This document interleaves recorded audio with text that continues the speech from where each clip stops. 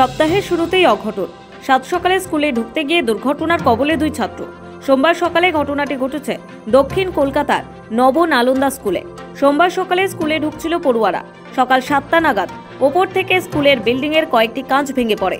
জখম হয় দুজন পড়ুয়া। ঘটনার জেরে তীব্র আতঙ্ক ছড়িয়ে পড়ে সারদান এভিনিউতে। দ্রুত ওই দুই ছাত্রকে উদ্ধার করে হাসপাতালে নিয়ে যাওয়া হয়েছে। জানা গিয়েছে জখম দুজনেই নবম শ্রেণীর ছাত্র। স্কুলে প্রবেশের সময় ওপর থেকে কাঁচ ভেঙে পড়ে, তাতেই জখম হয় ওই দুই ছাত্র। একজনের ঘাড়ে ও অপরজনের হাতে আঘাত লেগেছে। তাদের মধ্যে একজনকে হাসপাতালে নিয়ে যাওয়া হয়। ঘটনার জেরে আতঙ্কের পরিবেশ তৈরি হয়েছে অন্য পড়ুয়াদের মধ্যে। এই ঘটনার পরে স্কুলে বিক্ষোভ দেখান অভিভাবকরা। টালিগঞ্জ থানার পুলিশ ঘটনাস্থলে পৌঁছয়। কলকাতার অন্যতম নামী স্কুলে যেভাবে কাঁচ ভেঙে পড়ার ঘটনা সামনে এসেছে, তাতে রক্ষণাবেক্ষণের প্রশ্নে কর্তৃপক্ষের ভূমিকা নিয়ে প্রশ্ন তুলেছেন একাংশ অভিভাবক। ঘটনার পর এ ব্যাপারে স্কুল চত্বরে দাঁড়িয়ে ক্ষোভও প্রকাশ করতে দেখা যায় একাংশ অভিভাবককে। তাদের কথায় কর্তৃপক্ষের গাফিলতি স্পষ্ট। যেভাবে ওপর থেকে কাঁচ ভেঙে পড়ল, তাতে প্রাণহানির ঘটনাও ঘটে যেতে পারত। অভিভাবকদের অভিযোগ, পড়ুয়াদের আপৎকালীন চিকিৎসার জন্য স্কুল কর্তৃপক্ষ টাকা নেয়, এমনকি অ্যাম্বুলেন্সের জন্য টাকা নেওয়া হয়। অথচ এদিন দুর্ঘটনার সময় মেলেনি ফার্স্ট এড এবং অ্যাম্বুলেন্স। প্রিন্সিপালের বিরুদ্ধে ক্ষোভ উগরে দিয়েছেন অনেকে। তাদের দাবি, প্রিন্সিপাল অভিভাবকদের সঙ্গে দেখা করতে চান না। স্কুলে সময় মতো প্যারেন্ট টিচার মিটিং হয় না বলেও অভিযোগ। নিরাপত্তা এবং স্কুল রক্ষণাবেক্ষণের ক্ষেত্রেও যথেষ্ট ত্রুটি রয়েছে। পরিচ্ছন্নতার জন্য আলাদা করে টাকা নেওয়া হয়, অথচ পড়ুয়াদের বাথরুমও নিয়মিত পরিষ্কার করা হয় না।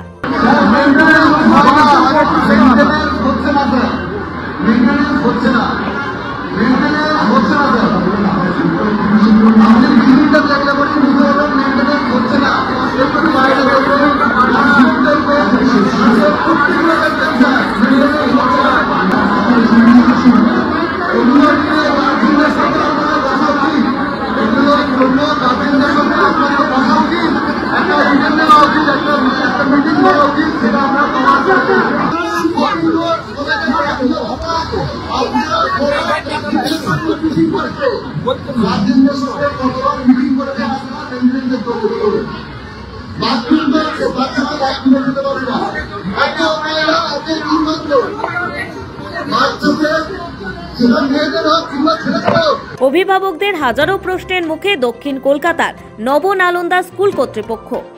একটা গাফিলতি আমি মেনে নিচ্ছি, দ্যাট ইজ আমাদের কিন্তু one of the few schools এখানে মেডিকেল অ্যাম্বুলেন্স আছে, কিন্তু অ্যাম্বুলেন্সের ড্রাইভার দো the nurse was present at that time, অ্যাম্বুলেন্সের ড্রাইভার লিক করেছিল। সঙ্গে সঙ্গে তাকে ফোন করা হয়েছে এবং ইমিডিয়েট অ্যাক্সিডেন্ট লিগাল ডিপার্টমেন্ট থেকে শোকজ করা হয়েছে।